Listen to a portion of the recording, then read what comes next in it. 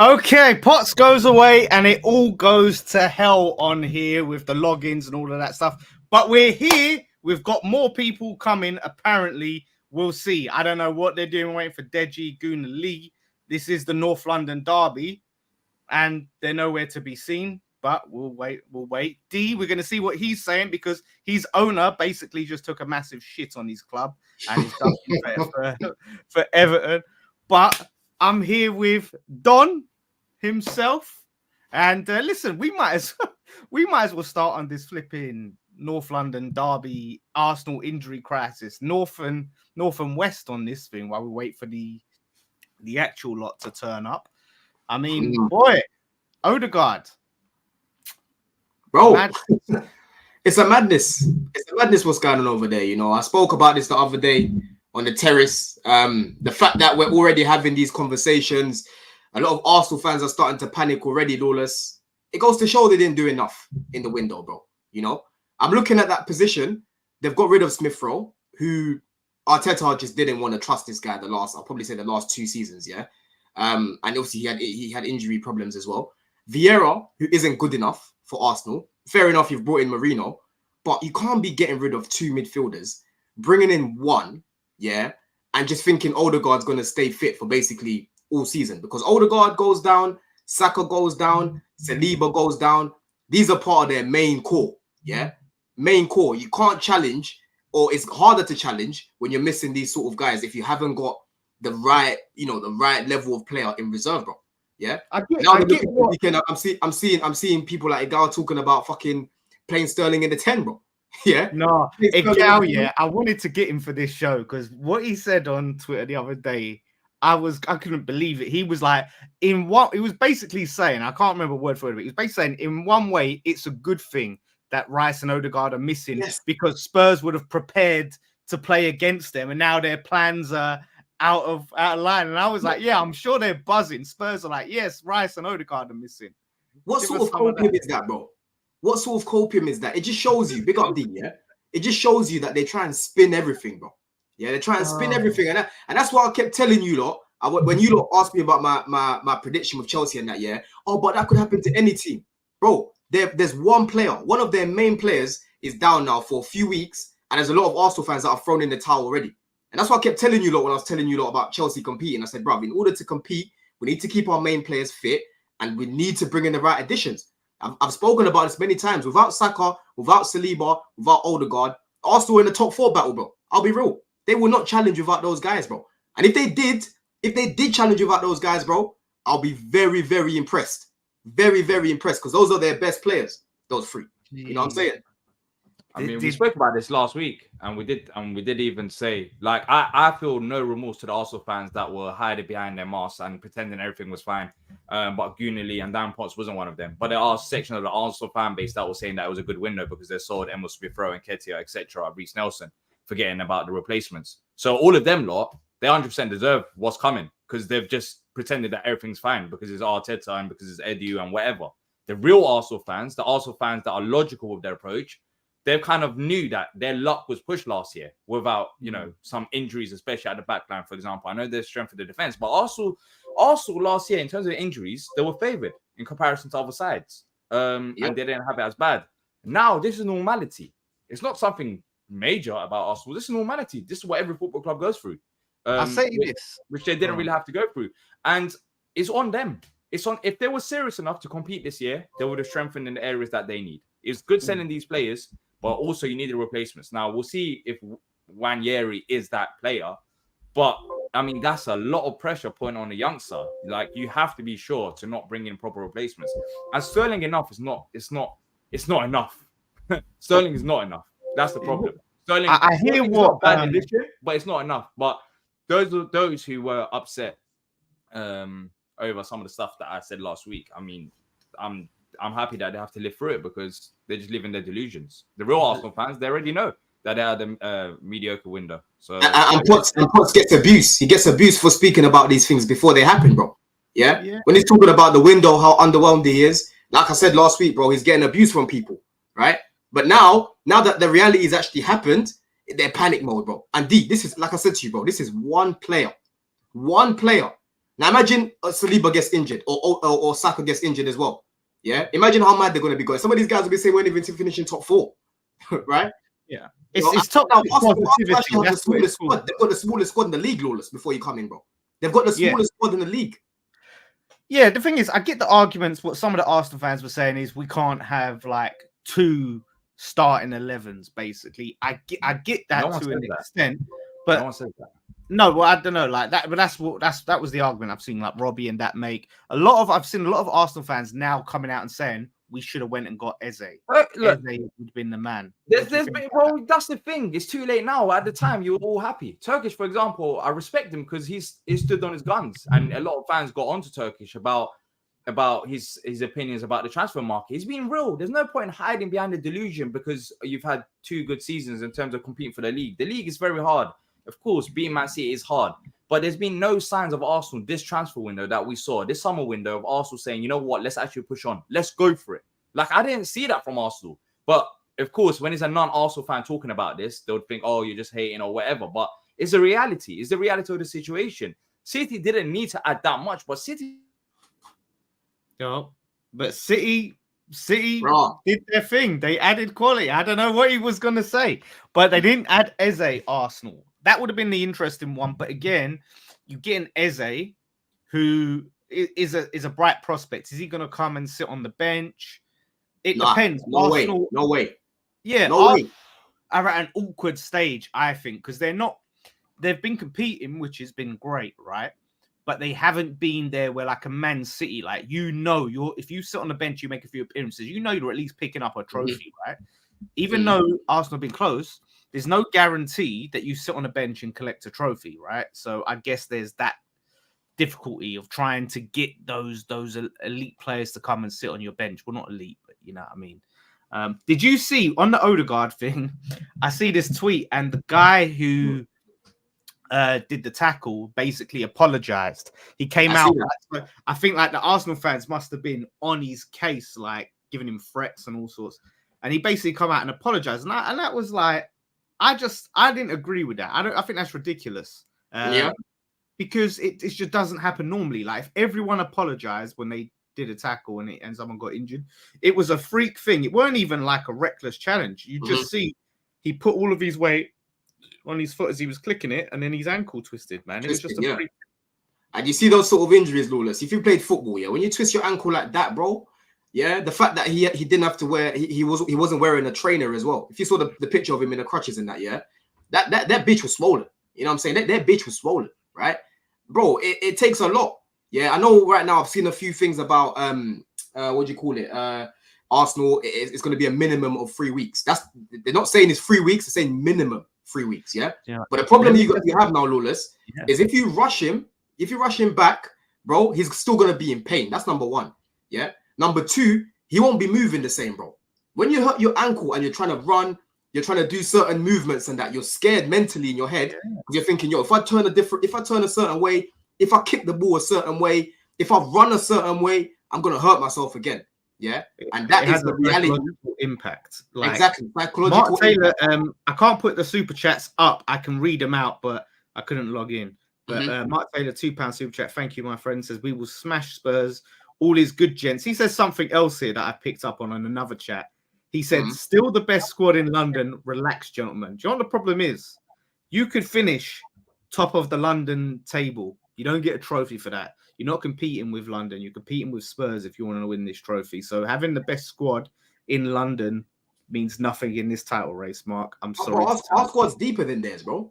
Our squad is deeper than theirs. But is it better? They've literally got like look right now, for example, Let me give an example, Obviously, Arsenal are a better team right now because they played longer, But if you take out Cole Palmer from our team, for example, Cole Palmer is our best player. But at least in reserve, you've got other guys that can create chances as well, bro. If you want to play Sancho down the middle, if you want to play Dewsbury Hall there, if you want to play Nkuku there, if you want to play Felix there, we've got a lot of options in the midfield that can take up that position. You lose Odegaard at peak. You know what I'm saying? You've got more, but whose squad would like if you was to have a squad, you would pick Arsenal's squad, right? No. I wouldn't pick Arsenal's squad. I'll still pick my squad. What? I'll still pick my squad. bro. Because I keep telling you this. I keep telling you this. We are not a team right now. We're not a team. We're not a team right now, bro. Yeah, Arsenal are doing well right now. Hold on, Lula. You're laughing. Arsenal are doing well right now, but Arsenal aren't the only team with good players. Yeah, you've got good players, bro. Yeah, Man City have good players. Spurs have some good players. Man United have some good players. Right? They're not the only team with good players, and people keep doing this thing because they've competed as if they're the only team with good players, bro. We've got players in our team that they wanted. Do you know what I'm saying? So, end of the day, like I've said, they've got a better team. I can't debate that right now because they've showed it for 2 years. They've got a better team because they've played together. But in terms of our squad, bro, in terms of the players that we've got, bro, I'm only taking, like I've said before, I'm taking Saliba for the back line. I'll take Saka for the right-hand side. And I'll take I don't even know if I'll take Odegaard like that, to be honest with you. Like, there's so many options there. Probably Odegaard, yeah. But I wouldn't take anyone else from that squad. So you ain't taking Gabriel. And with your keepers, you'd take Raya, surely. Bro, I didn't even want Raya before he went Arsenal. So why am I going to take him now?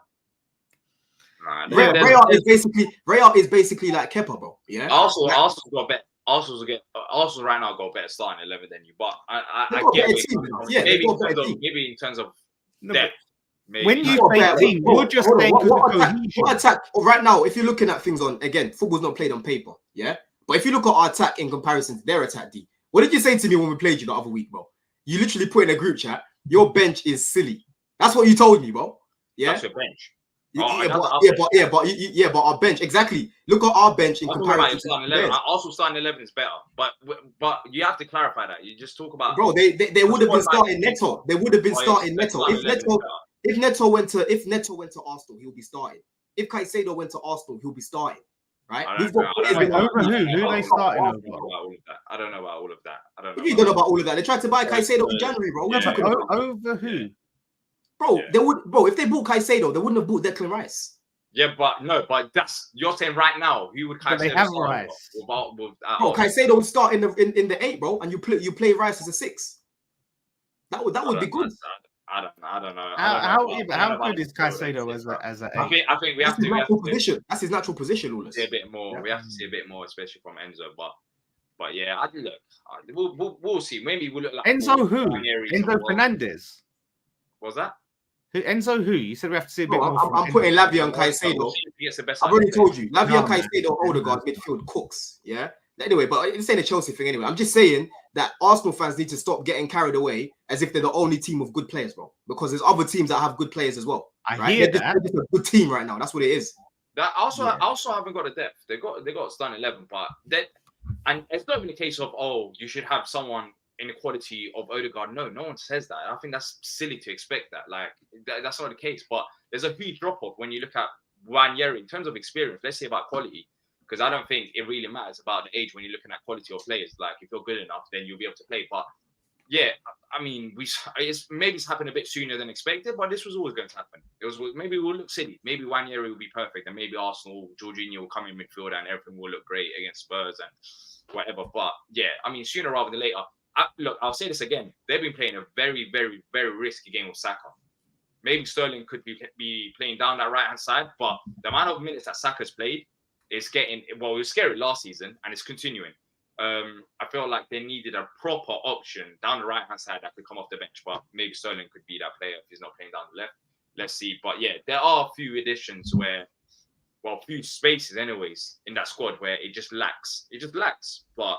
What about the big North London derby? I will be there. We will all be there watching.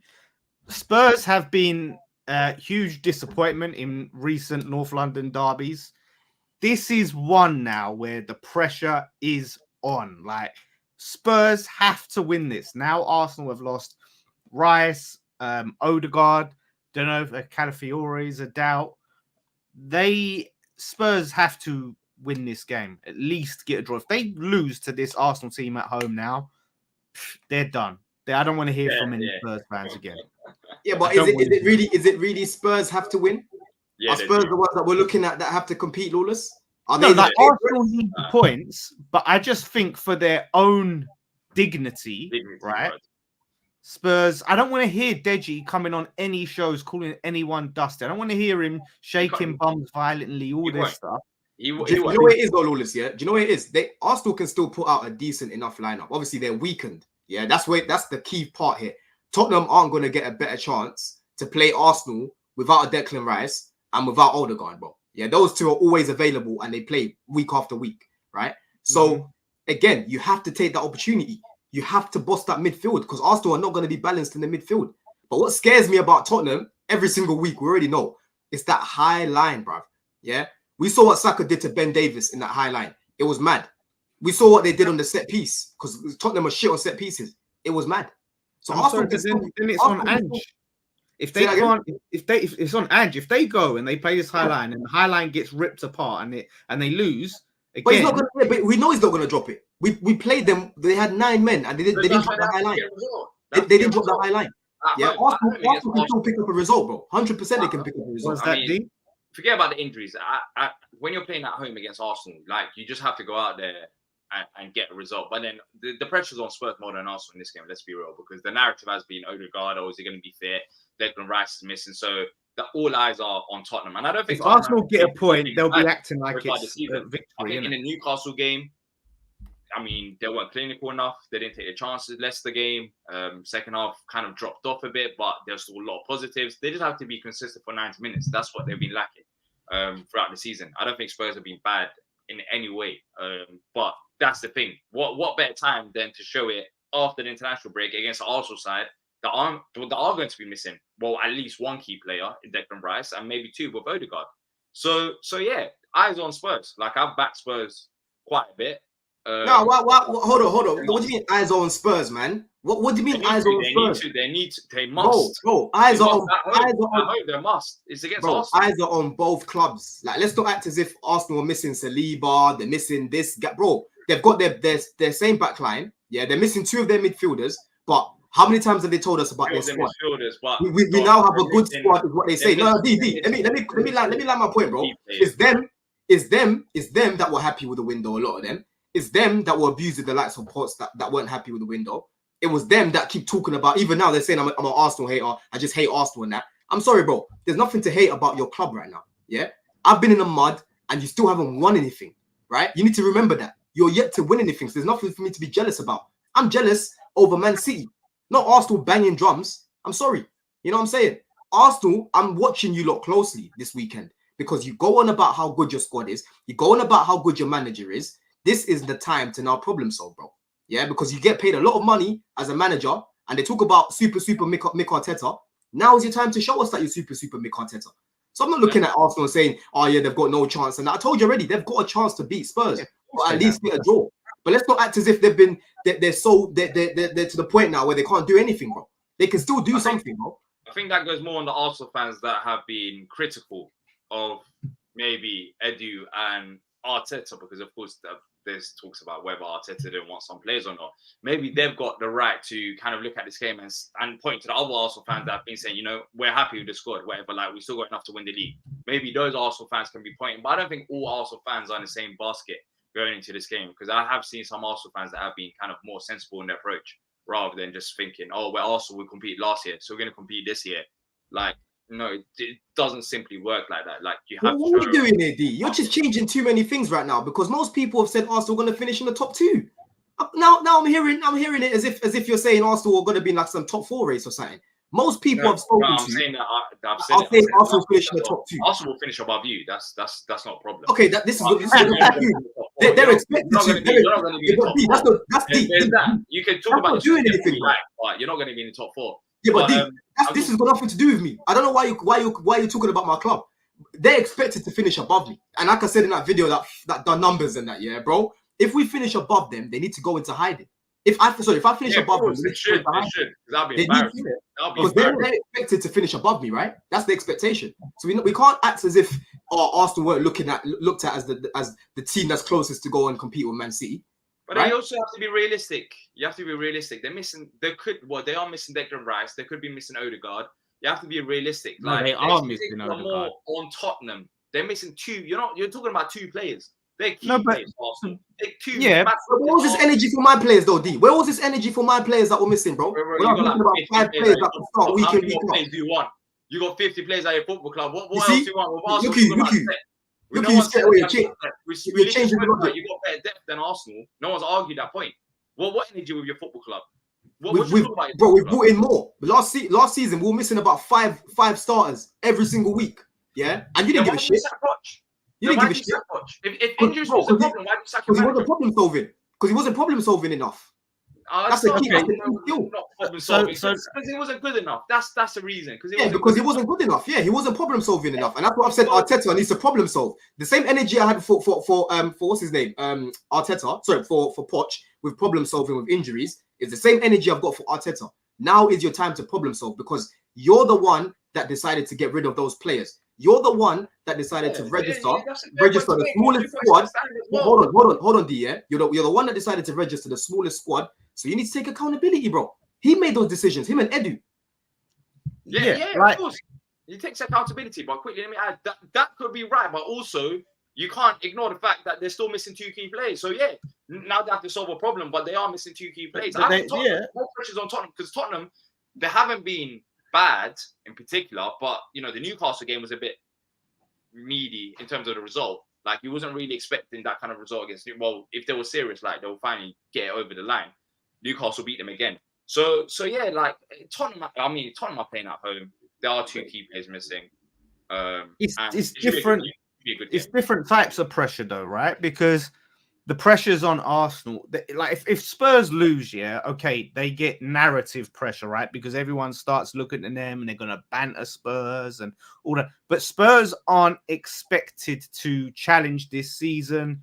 Yeah, I mean the expectations for Spurs are to get top 4 again, right? If they lose to Arsenal at home, it's gonna look very bad on them. Yeah, really, it is. And it's embarrassing. But there's no pressure in terms of what they're going to achieve. You're not going to look at that and go, damn, that's going to be costly for the top 4 race. But if Arsenal, despite, like I said, if they get a point, then their narrative will be, wow, we got a point despite these issues, or we narrowly lost despite these issues. But every point against this Man City team matters. Every point is vital, and they've got a tough run coming up. They've got Spurs, they've got Man City, they've got Liverpool, right? Damn. If they come out of that, they could end up being like 8-9 odd points behind Man City already. And there is time for them to get them points back up, but then it's nowhere near in your hands. You have to wait for Man City to go on a bad run. Yep. So the pressure is more on Arsenal in that sense than, you know, like some social pressure of people going, that's always going to be there. I mean, that's always going to be there if you're challenging for the title and competing with Man City. I mean, that's just obvious. Like, you can't be dropping points. Every point that you drop it's going to be, it's a bigger game for Arsenal because of that, right? So what was that? It's a bigger game for Arsenal because of that. It's more important that they win because of that. Right? Yeah, but then I guess it depends on the expectation that you have of them this year. I think this year the gap will probably, I think it will be bigger than previous years. I don't know. Most people expected them to. But as an Arsenal fan, of course, like if you think you're going to win the league or whatever, then yeah, of course. I mean, regardless, it's a North London derby. There's pressure on both teams. It's not like Arsenal facing, I don't know. Even Chelsea would be a good example. Still rivals, don't get me wrong, but it's not the North London derby. North London derby is in its own level. So pressure's on both clubs, but every fan base can have an excuse. Let's just see. Tottenham, for me, I'm looking at Tottenham perspective in terms of what they've done so far this season and Arsenal's injuries. This is a good time to kind of silence the doubters because they've just been talking. They haven't been great this season as well. That's the thing. So we're not getting like this Spurs that are on fire. They haven't been very that good. Let me quickly read out this super chat from Raheem. Sorry, I can't put it up. £2. Oh, cheers. See Sam in the background. Big up the man, them. Big weekend in store for us. Have it. Shout out, Raheem. I'm guessing. Well, there's it's a Man City fan. That's a Man City fan. Yeah, huge time for Man City. So yeah, I mean, all right. We've spoke about the importance. Then let's talk about how we see this game going. Like, really and truly, is it going to be win, draw, loss in this game? This is going to be a feisty one. I think it wouldn't surprise me if there was another injury. There's a lot on this. Bro, like I said, both sides have obviously strengths and weaknesses. Obviously, like we know Arsenal are the best team at set pieces, yeah, and we know Spurs can't defend set pieces to save their life. We saw that when they battered them away last season, bro. So that's another avenue that Arsenal. Surely they must have addressed that by now, Don. Surely you would hope that Ange would have seen that and tried to fix it. Well, no, Ange sees it, but he thinks he doesn't need a set piece coach because they're yet to bring one in, bro. From last time I checked, they're yet to bring one in. So set pieces against Spurs is honestly like a free kick, yeah. And Arsenal, we know how good they are at them. And like I said, on the transition, they can use Saka on the wing, you know, to if he's up against actually it's going to be a Dogie this time. It's not Ben Davis. That's going to be a harder battle between them. But even so, he's gonna be isolated. He's gonna be isolated 1-on-1 because they play that high line, right? So Saka, I expect him to be trying to take him on constantly, right? Constantly. But that, like I said, that midfield there, yeah, that's where Spurs can dominate that midfield for this game because Spurs keep the ball as it is anyway, but they just need to be clinical. If they're clinical, they could honestly win this game. But I can't trust Spurs to be clinical, bro, because they miss a lot of chances as well. That's the problem. Yeah, Solanke's back now, obviously. You know, I don't know if Havertz is going to play up top. He might play in midfield, which for me is going to be even worse. So we'll have to see. It all depends on what lineup is going to be in it. But it's just that midfield area where Spurs have the upper hand for me. I think they've got the better options right now. They've got more of a balanced team they can put out in there. Now, I see, quickly talk to me about Sterling. Obviously, you know Sterling more than anyone. There's a lot of suggestions. I see people saying he should play in this game in the Odegaard role, in the 10. What do you think of this suggestion? Bro, that's crazy. That is crazy, bro, because Sterling on the ball is very inconsistent, yeah? He's not as creative as Odegaard. He can't find those passes like Odegaard. Off the ball, he's very lazy as well. You know, when I was watching this guy at the bridge time and time again, I'm shouting at him, bro, get back, bro. Track back. Because he's just jogging like he doesn't give a damn. You know, we know his grenade football. Touch can be very off. And Spurs, the way they press, they're going to just make sure that he's a trigger for the press, bro, because they know he's not that technical on the ball. So for me, that's a howler if they try and play him there. Even if they play Trossard there, like, I think it'll be better than Sterling there. But I just think he'll get overrun in that midfield if they play Trossard there, in my opinion. You know, I just looking at the options in Nwaneri, I like Nwaneri, but we're asking for a lot for a guy to start for the first time for Arsenal as a 17-year-old. Look, let me even talk about his age because I think he's good enough to be playing in the Prem right now, yeah? But you're asking for a lot because he's playing away, a lot of pressure. You know, it's a lot to be asking for a 17-year-old to come to step up in it. You know what I'm trying to say? That's the point that I'm making. So it's just these little things that I'm looking at, man. Spurs, they have to take this opportunity, man. Yeah, but then you saying Sterling doesn't play, and I agree with the points that you made. But this is the problem with Arsenal in terms of depth. I mean, who does play then? You can't go out there with 10 men. You said Nwaneri might be too young. Sterling. No, Nwaneri is good. I like him. You have to pick someone. No, Nwaneri is good. I like him, but you have to think of the little intangibles in terms of the pressure. Yeah, if he steps up away, that's very impressive because he's young, and again, the crowd are going to be on his back from the get-go. Yeah, but again, if you want to change things up a little bit, you might want to play a pivot of Jorginho and Partey, and then you can play someone else in that 10. Who would you not play in that 10, bruv? Trossard? Do you know what? Trossard, but maybe is the most likely. I could potentially see Arteta just changing the formation. I could see him potentially going into this one a bit more defensive. We've seen him do it. Obviously, we've seen him do it against Man City last season. If he knows, like, do you know what? We're up against it. Spurs away. We've got key players missing. We can't sit there and dictate the way we would like to. Do you know what I mean? So maybe we'll hit them on the break and expose that high line when they're high up and they're putting the pressure on. Boom, we hit them on the break. Maybe he changes tactics. I don't know what you guys think about that. I honestly, they could, but I don't think they will. I think Jorginho comes into that midfield probably. You'll still have Partey in that midfield, and he might change it up in terms of bringing Havertz back. That's a possibility as well.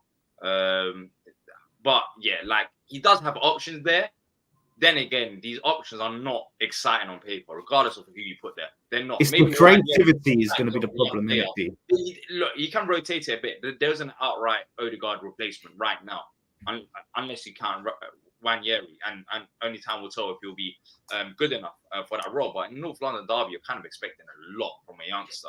Maybe that's how big plays are made, right? You know, if you're, as I said at the start of the stream, if you're good enough, you should be playing. So if he's good enough, if Arteta's believe that's good enough, then right. I remember. I'm pretty sure I don't know. Like, there isn't that many other players and options. But for me, I think he'll go with the safe option. I think he'll bring on. You'll have Jorginho midfield with Partey and probably Havertz comes back in there. So I think he'll keep it safe. But then again, who's going to play up front? Jesus. Apparently, Jesus is back. Yeah, he's back. Yeah, see, yeah, that's solved. That's solved there. I think he'll go with the safe option. We know Havertz stinks in midfield though. Havertz is a hologram in midfield though, bro. Yeah, but then that's the thing. Havertz is this. Sterling's that. Werner is this. That's the problem though, Don. That's what we're saying. That's why I spoke about Arsenal transfer market and what they've done in the summer last week, as I did, because it wasn't good enough. That's why all of these players, there isn't one right answer.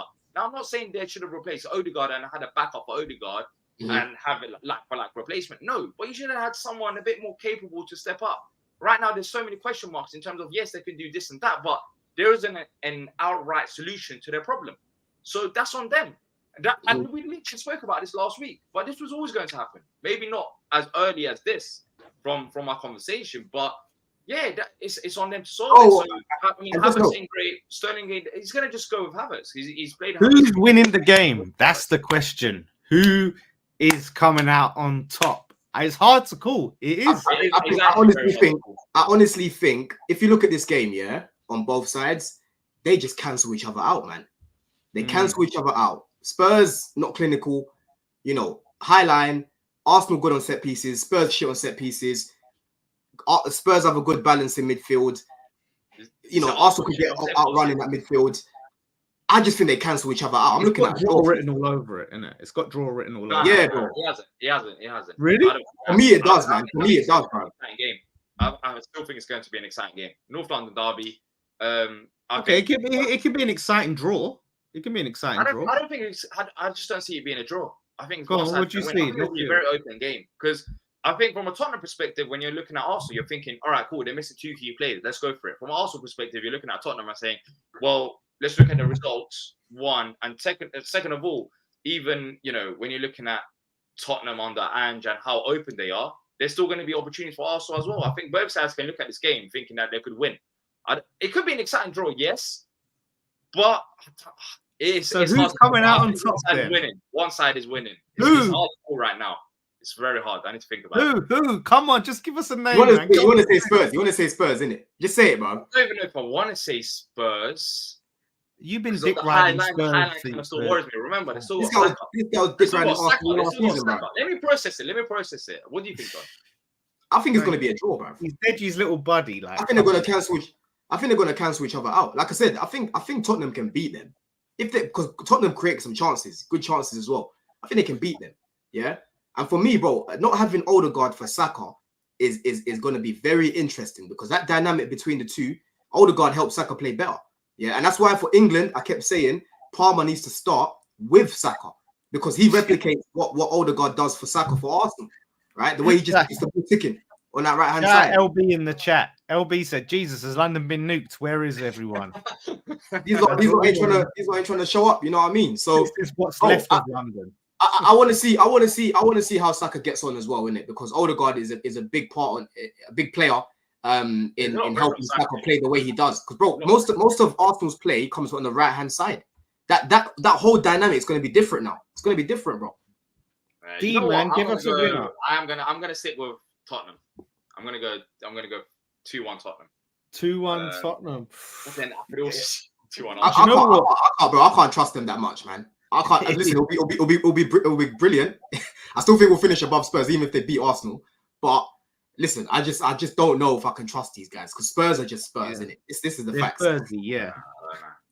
Like they've got to show it. So yeah, I can see it being a 2-2 or something like that. Someone's winning. Mark my word, someone is winning. I just don't see it. But yeah, so imagine the meltdown though. If Arsenal lose, imagine the meltdown though.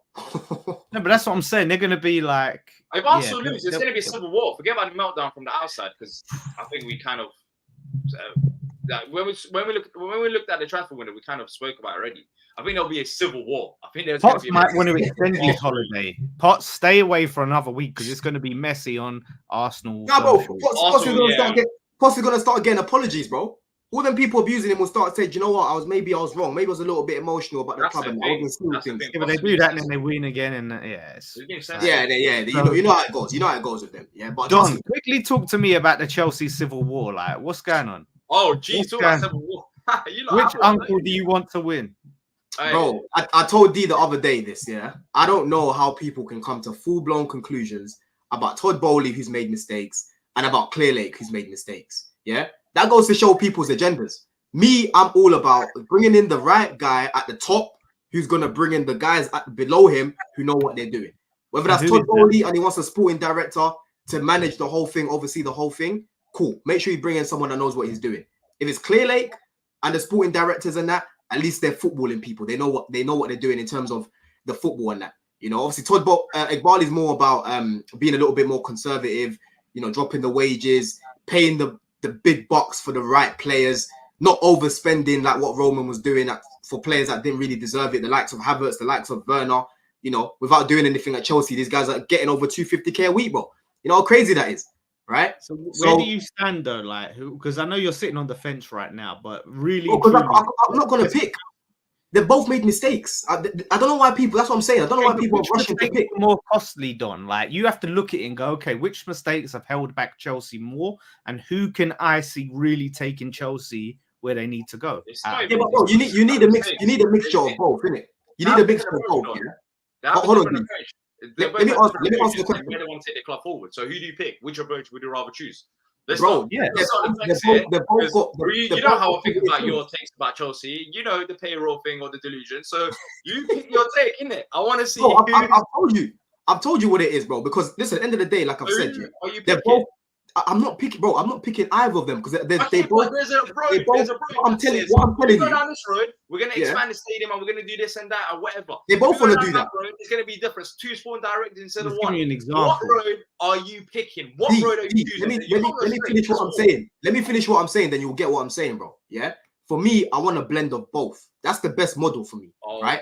I don't want Todd Bowley because, bro, Todd Bowley came in and he was running about doing the recruitment and that. Yeah. He was overpaying players that did not deserve to be overpaid the way they were, bro. Yeah. For Fofana, he paid this guy over 200k a week as if he didn't miss a whole season of football, basically, and didn't just come back from a big injury, or we don't even know if he can still run. Yeah. You've just come from Leicester.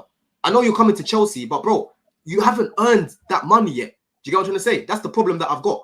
Same thing as Carney Chukwuemeka. Carney got given 100k a week at what, 18, bro? That's ridiculous. Yeah. Raheem Sterling was regressing at City before we came in for him. If Todd Bowley had footballing people next to him, they would have told him Sterling's not worth no 325. You don't want Bowley, yeah? Okay. No. It's not that I don't want Bowley. Listen to what I'm saying. He had good intentions. He had good intentions at the time. He was trying to bring in players that are ready-made, but the bit I didn't agree with was overpaying for those players, right? So for me, like I've said, I want to see players that are ready-made in the team, but I don't want to be overpaying. That's what I like what Clearlake are doing in terms of. You've given us the background, yeah. Let me quickly read out this super chat real quick from Mark, and then I'm gonna really press this. I like Bowley, bro. I was one of the guys that was saying bring Bowley. Shout out Mark Taylor. Wait, let's read this. Should have had an Arsenal fan on. Would have cooked Don. We tried. We thought one was coming on. Didn't show up. We are missing Marino, Odegaard, and Rice. Tell me one team that can lose that and still win. Well, Marino, you lost before. Like, it weren't like he was part of your team and you've lost him. Like, we didn't know how good he was. See, I'm even calling you Potts now, Lawless. Yeah, Lawless, bro. Bro, I don't. Mark, I'm sorry, bro. Big yourself up. Big yourself up for the donation and that. Yeah. Big yourself up. Hold on, Mark. Big yourself up. Turn your mic up, D, as well, by the way. Turn up your mic. Let me finish what I'm saying to Mark. Let me respond back to Mark. You can't compare it to this fool up there. Come on, apologize. Hey, apologies, Potts. Apologies. Potts is watching right now in the kebab, man. Yeah, all right. Turn your mic up first. Let me respond back to Mark. Yeah. This is what I'm saying. This is why people, you have to be fair when you come with your takes. Because last season, you did not give a damn, Mark, when you beat us 5-0, when we didn't have no Cole Palmer for that game, our best player, and Gusto, who was our second best player last season. You didn't give a damn. So now you want to use that same logic for you guys. That's why I always say, be fair in your takes. No one gave a damn that Chelsea were missing all these players. When I kept talking about these players, yeah, no one gave a damn about them. And I barely even used them as an excuse because I thought we still had enough in that team to be winning more games, right? But now he wants us to start singing Kumbaya and sorry Arsenal and that, yeah, that you're missing these players. No, bro. The show's got to keep going. The show has to keep going, yeah. Lawless, can I ask you? You gave us a nice biography about the owners at Chelsea. You still haven't answered my question. Who are you picking? You can't have a blend of both. That's not the reality of the situation. What I'm saying, Don. Who are you picking right now? Yeah, you can't try to press me like that, bro, because I'm not picking either of them. No, but Don, let me explain. Let me explain to you, Don. Is you're saying that, and this is what you said, right? Is both of them have different qualities that you both need at Chelsea. You need both their different things in one, right? So what you're trying to sell to me is either of them are no good for Chelsea on their own. So if you can't have both, then Chelsea are not in a good place. Because it's not about that. It's about learning. It's about learning from your mistakes, though. Okay, but let's not dwell on the mistakes. Hold on, D. Let me finish what I'm saying, then you lot can understand. Because what you lot like to do, you hear something and you just go mad without even listening to what I'm saying. You just go mad. But that's not the reality of the situation. No, that is the reality, bro. Why can't they do both? Why can't they do both? Wait, hold on, D. Why can't they do? Why can't they do both? Which human do you want? This one or that one? You can't. No, bro. It's not, bro. It's not, bro. But hold on. But you're trying to get me to pick sides on that, yeah, bro. This is like my mum and dad getting divorced, bro. What do you mean? Your mum and dad are getting divorced, or Chelsea mum and dad. They get divorced, man. You know what I mean? Bro, listen to what I'm saying, D. Listen to what I'm saying, bro. Bowley, yeah, it comes from a sporting background, which I like. Obviously, he hasn't got that footballing experience. He hasn't got that footballing experience, yeah. But like I've said, Bowley, for me, like I've said, he made mistakes at the beginning by overpaying people. But let's not dwell on that. We've said that. Let's talk to Lawless. Clear Lake have, that's what I said to you. Clear Lake have also made mistakes themselves, yeah, that they need to rectify, bro. Just because they made those mistakes before, just like Bowley, it doesn't mean that he'll keep making those mistakes in the future. Okay, that's what I'm telling you guys. I'm not picking a side, bro, because they both made mistakes and they both need to learn. But this is the reality, Don. Yeah, the reality is that there's a civil war going on. There's a struggle. Yeah, someone's gonna leave. What is best for Chelsea? Like in this outcome, what is the best possible outcome? Are you picking? What's best for Chelsea? What's best for Chelsea is if you're gonna go overspend, you better go overspend on the best of the best. Yeah. If you're gonna go give anyone over 300k a week, they better be Haaland level. They better be world class. They better be guaranteed me something. Yeah, that's what I mean. And at the same time, hold on, D. And at the same time, I better not see you going in for top players all the time and just keep, trying to pay the least amount of money, bro. You need to pay up. Yeah. All right, cool. Enough of the politics. Let's go straight back into the point. Yeah, and I want an answer because you're not gonna get what you're looking for, bro. No, I want because the reality is, Don. There has to be someone. There has to be. Unfortunately, you might not like it. You might like a mix and blending or whatever. There has to be one physical, real human being. Yeah, this is the reality of the situation. Oh, bro, I'm happy with Ivor. The cons. So okay, so you're happy. You're happy with Ivor. That's what I told you this. It's not them two. Bro, I said to you, I'm happy with Ivor, and I'm not picking any sides because they have both made mistakes. Okay, so you're okay, cool. All right, sitting on the fence. All right, let me. I want to quickly get to ownership. I want to quickly get to Palace's ownership here because the co-owner, 40% owner, John Textor, come out and said this about Palace.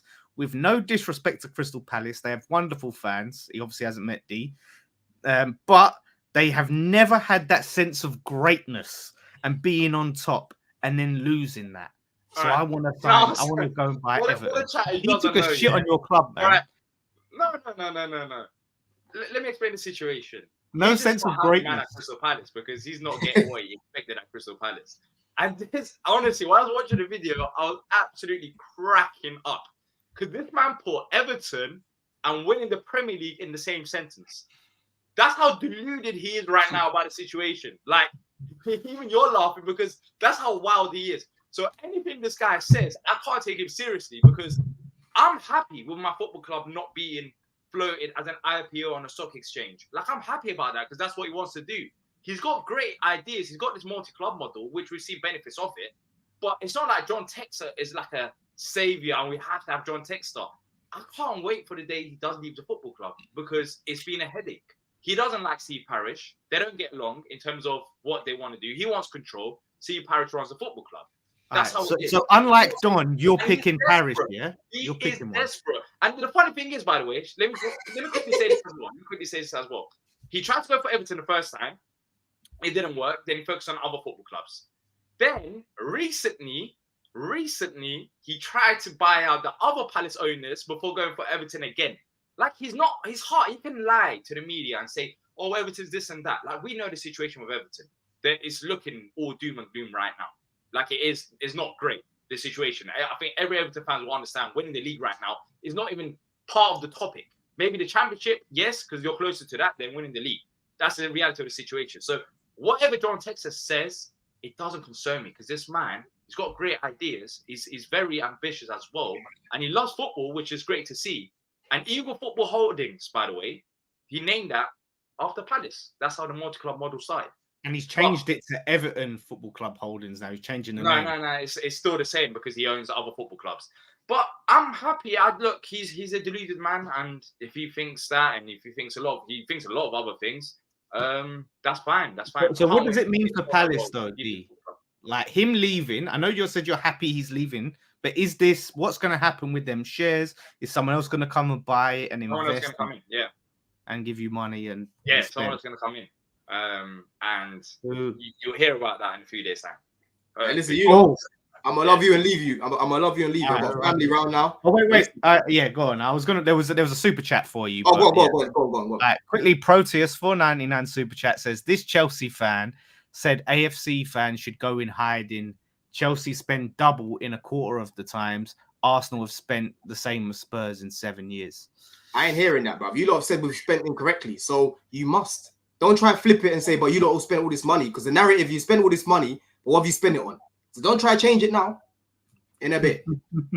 Oh, wow. What a way to end it. Let's talk about your club. Okay.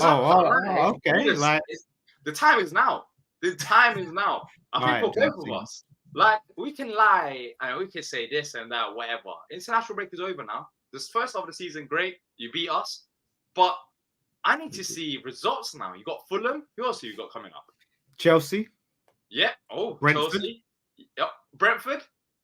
Yeah. We spoke about this before the international break, but what are you saying? Are you a bit nervous? I don't know why. I just sense that nervousness from you. Like, you know expectations now because you spent about £130 million. You kept your best players. And you know deep down with other West Ham fans is that you've got results, few results here and there, but the performances, the second half against City was encouraging. And it's City. Let's ignore that game. But the performance in general, for the 90 minutes, they haven't been encouraging. For sections of games that have been, second half of the Palace game, you played better than us. You were way more clinical. But the first half of the Palace game, you could have also lost that game. It wouldn't be a shock if you lost that game 2-0. The Bournemouth game, you beat them, but it wouldn't have been a shock if you lost to them as well because they were over in the first half. When are we going to see a proper Lopetegui, £130 million type of performance? Is it going to be against Fulham?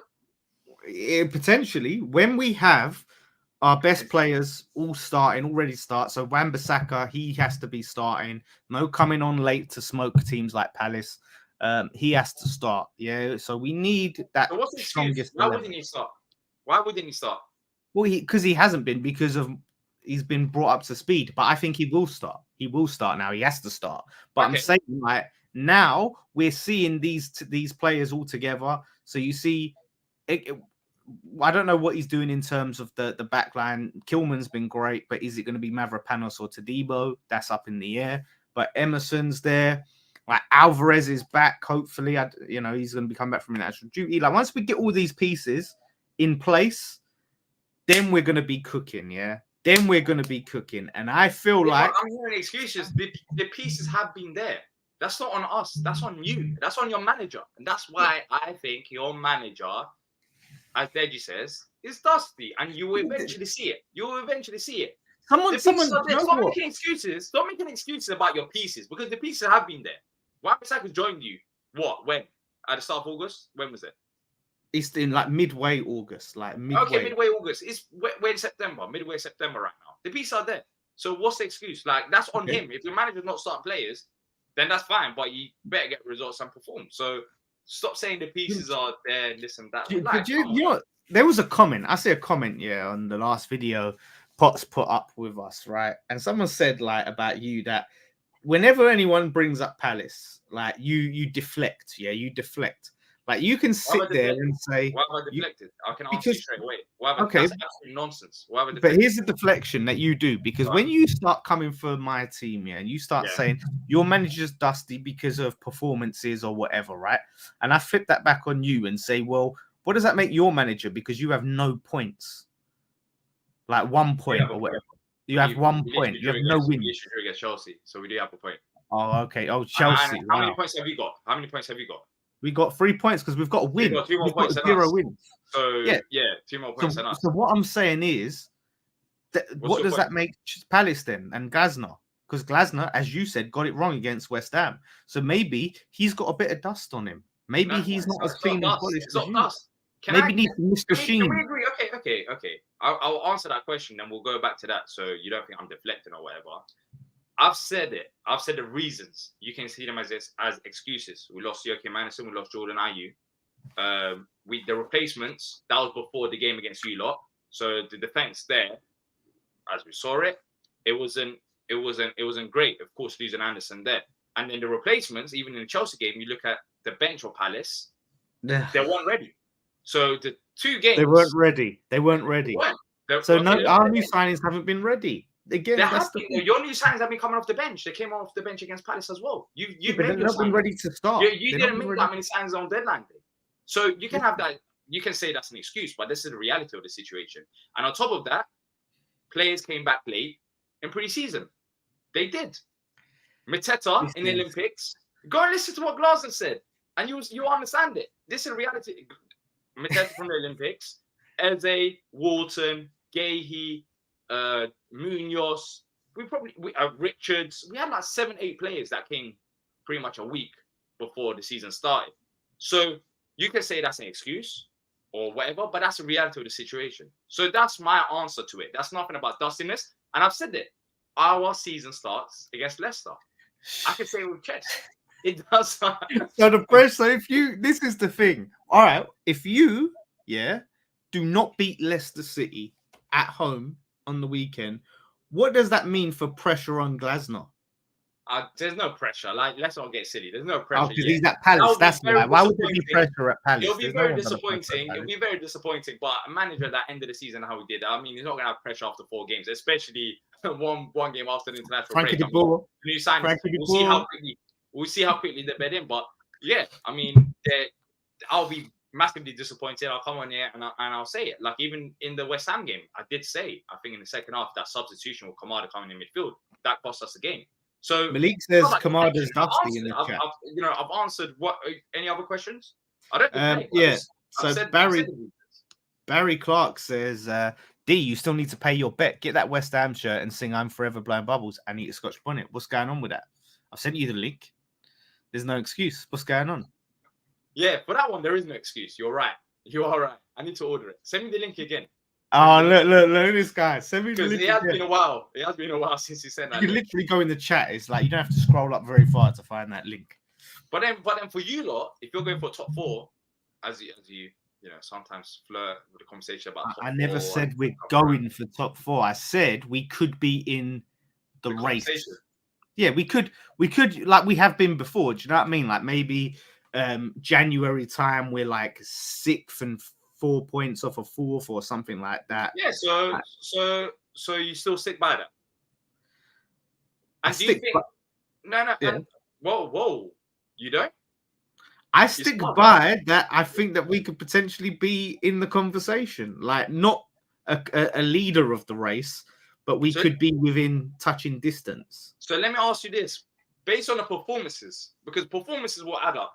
If you play good and you don't get results at the start, eventually you're going to get results. If you're getting jammy with results by putting your way through games and having little spells, then that's going to add up as well. That's the reality of the situation. So based on the performances that you've seen so far, are you still comfortable that you would achieve those European spots?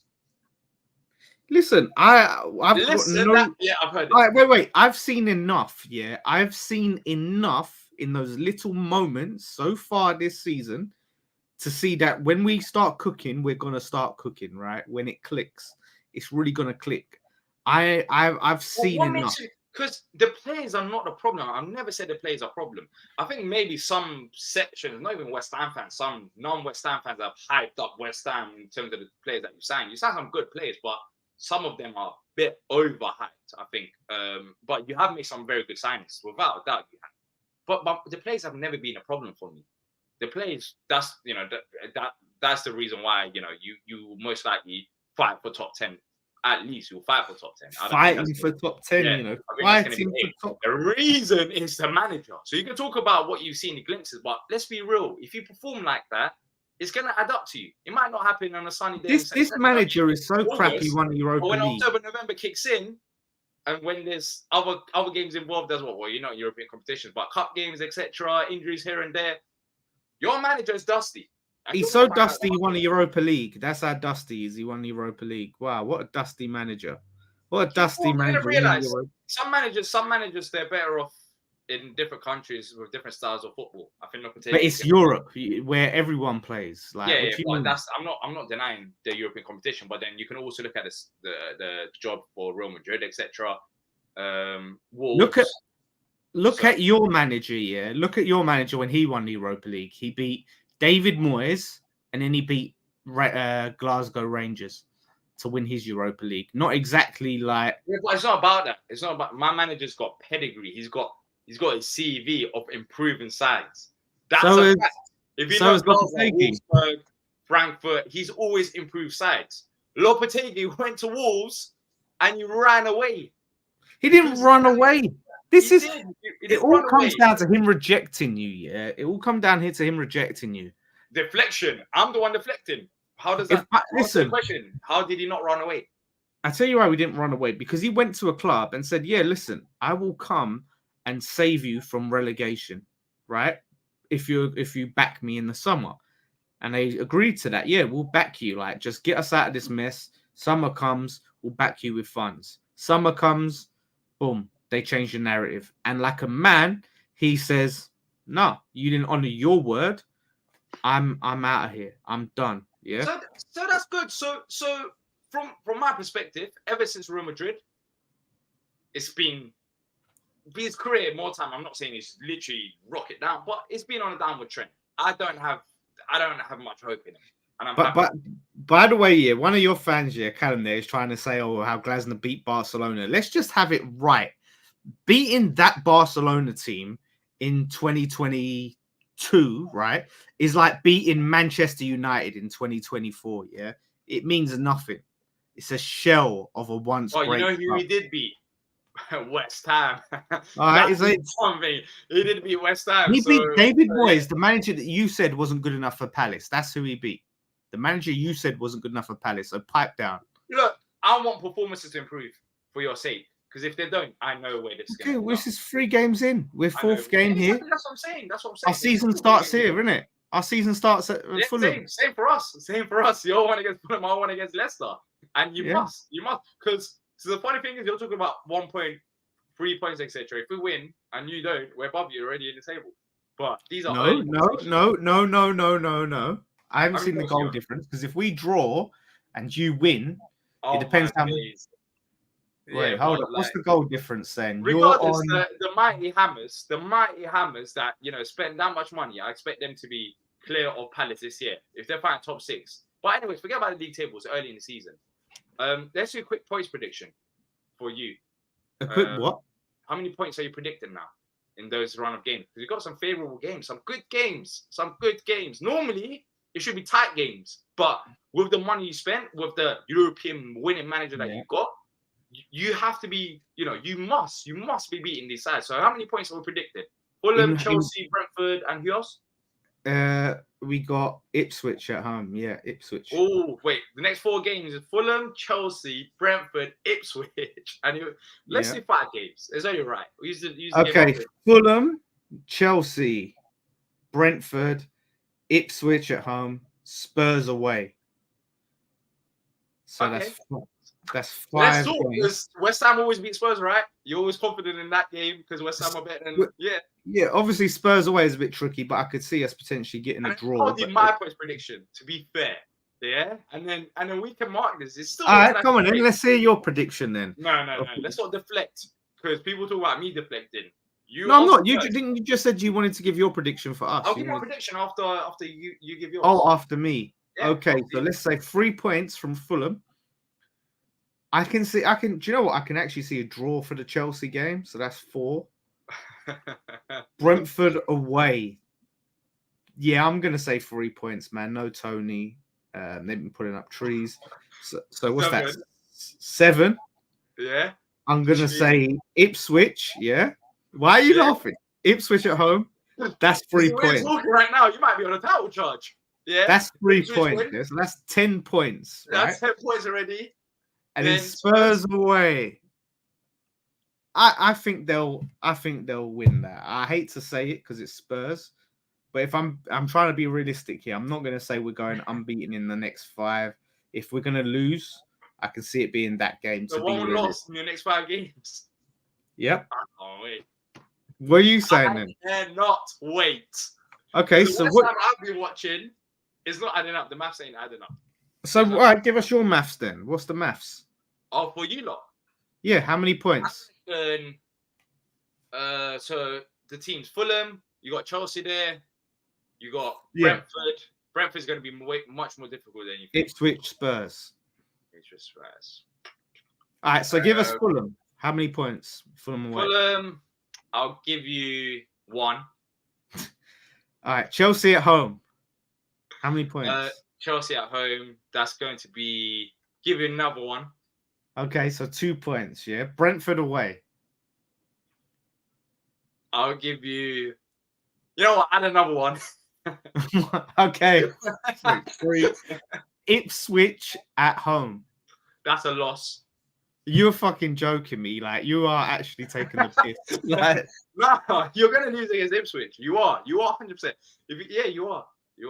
You seriously? You serious? All right, Brett. Okay, let's be serious. Fulham game, I'm still sticking with a draw. Chelsea game, from what I've seen last time, Chelsea. I think Chelsea probably beat you. I do think Chelsea beat you. All right, so that's taking that point away. And then you got Brentford. Go on, I'll give you the 3 points against Brentford. I think you got enough. Okay, so 4 points, yeah. 4 points. And then Ipswich. Yeah, I genuinely. Let's see. I've got this feeling. I've had this feeling for a long time. I'm looking forward to that game at home as well. I could just hear the fans at full time booing, boo. Empty seats. What's your London Stadium? Yeah. So yeah, that's gonna be a loss. Spurs away. Then what are you saying? That could be a surprise.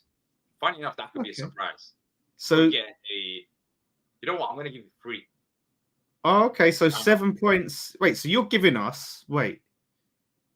You said 7 points in our next out of 15. You're giving us. Yeah, maximum. That's okay. Me being generous. Let's quickly do Palace then, right? Should do Crystal Palace, Leicester at home. Yeah, what are you saying? We got Leicester, United, Everton, Liverpool, and Forest. Lovely. Yeah. Lovely, jubbly. So what are you saying then? Leicester, how many points? That's 3. Just 3 points. Yeah. Put that in the back. Man United at home. You know what? If this will have Ten Hag, I'm going for another 3. 6 points. Everton away. Let me just be fair. We might drop points somewhere. So let's say Everton draw. 7. Okay. So 7 points in the first. Liverpool at home. 0. Okay. And then Forest away. 10. So yeah, another 3 points. So yeah. So another 3 points. So you're getting 10 points in your next 5, and we're getting 7. Yeah. I will be above you in your next 5 games. In the next 5 games. Okay, we'll see. If the maths works out, but yeah, only game you're losing is Liverpool. That's hilarious. Yeah. And then you've got our season. I'll say it here. Our season starts against Leicester. It does. You know, all them reasons, they add up. They add up to this moment. We are ready for Leicester. Unless there's any last-minute injuries or whatever. Oh, this that's not going in the clip. It does. I saw glimpses in the Chelsea game of the Old Palace, and with the new signings as well. I'm excited. I'm very excited. So yeah. Sam, That's the clip right there, my friend. If they don't beat Leicester, why is that the clip? And why is not? You literally said the same thing. You thought. You literally said that your season starts now as well. So yeah, I was just saying what you were saying. What type? What? I was just saying what you were saying. I was like, well, then if your season starts here, we predicted the same amount of points as well, right? 10. Yeah, I think I said 10. Yeah, I said 10 as well. I said 10 All right, as well. so let's see. Well, you know what's good about social media and YouTube? You can just receipts. And there's no refund policy. It's here. Unless Potts deletes the video. But he won't delete the stream. So this is here forever. Don't you dare drop points to Leicester. Don't you dare. No, we must not. We won't. You don't drop points against Fulham. Because the way you've been playing, I think it's adding up to points being dropped sooner rather than later. I think Jamie Vardy's going to dunk on your team. That's all I'm going to say. Vardy party. 2024. Let's be real, man. Let's be real. He did it to Spurs. He did it to Spurs. With all due respect, we're not Spurs. So yeah. I mean, let's see what happens. But I'm excited, man. I'm excited. So we're both. According to you, your season starting in this weekend, and our season starting as well. So it should be exciting. I mean, both teams should be going and looking up the table rather than down. So yeah, hopefully you'll be above us. Because if you're not, I'm looking at West Ham. Honestly, the microscope is on. I'm watching you. I've been watching you since the start of the season. You watch, man. Watch. What day are you playing? Yeah, watch. We'll see. What day are you playing? What day? What day? Sorry, Saturday. We're playing Saturday. Yeah, I won't be watching that. Yeah, I mean, I'm not going to be watching that, but it should be good. It should be good. I'm not going to be predicting top 6 like you. But enough of the talking. You'll see. All right, cool. Let's do it then. So next week we will have the fallout to not just obviously the biggest games, which is Palace, Leicester, and West Ham, Fulham, but the other game, the North London derby. We'll talk a bit about that. Who knows? Maybe we'll have an Arsenal fan and Spurs fan show up. We will see. You know what I mean? So yeah, we'll see. They can't run away. They can't. They can say it's international break now, but there's no break next week. Especially if you're Arsenal Spurs fan, you must be it. Yeah, exactly. You have to. You can't run away. Especially in the show called This Is London. Like we must be having a Spurs and Arsenal fan here, and we will. Whatever it takes, we will have it, and it should be good, man. It should be good. We have that game. We have Chelsea. Chelsea facing. Who have Chelsea got? Actually, that's good. That's it. Yeah, but then we'll have our games. I mean, I'm excited, man. I feel like this international break was needed. It was needed for us. Yes. Now the excitement. Oh, they got Bournemouth away. Yeah, Come on, Iraola. They might. You think they will, but I can see them dropping points. They could, exactly. Bournemouth, they're not a bad side. They play good football, so let's see. I'm excited, man. Bring on Saturday. Saturday. And bring on D in a West Ham shirt very soon. We'll be on. We'll keep on it. Anyway, thank you everyone for watching, and we'll see you next time. Sam, end the stream, and I think so. Otherwise, it's going to be really.